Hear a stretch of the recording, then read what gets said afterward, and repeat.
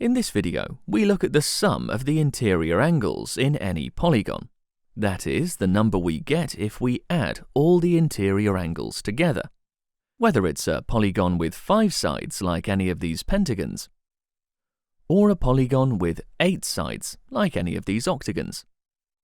In fact, we'll see how to find the sum of the interior angles of any polygon as long as we know the number of sides, n.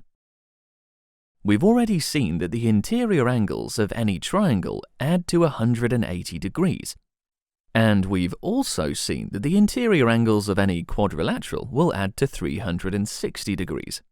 That's because if we cut the quadrilateral along a diagonal, we always get 2 triangles, each with a sum of 180 degrees.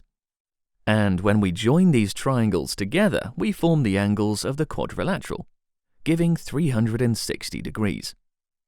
Other polygons, like this pentagon, can also be split into triangles. Starting at any vertex, draw the diagonals to the other vertices. When we cut along these diagonals, we form 3 triangles, each with 180 degrees. And when we join them together, we form the angles of the pentagon, which will add to 3 times 180, or 540 degrees. And any pentagon will split into 3 triangles, even this concave pentagon. And so the interior angles of any pentagon will add to 540 degrees. If we start with a hexagon and draw the diagonals from a vertex, then we form 4 triangles, each with 180 degrees. Joining them together, we form the interior angles of the hexagon, which will add to 4 times 180, or 720 degrees.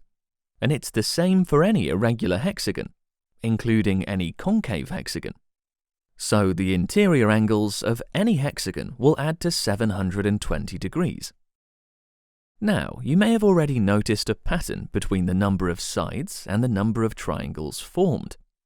The number of triangles formed is always 2 less than the number of sides.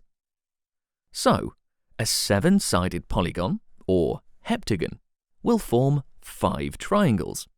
And so the interior angles add to 5 times 180, or 900 degrees. And an 8-sided polygon, or octagon, will form 6 triangles. And so the interior angles add to 6 times 180, or 1080 degrees.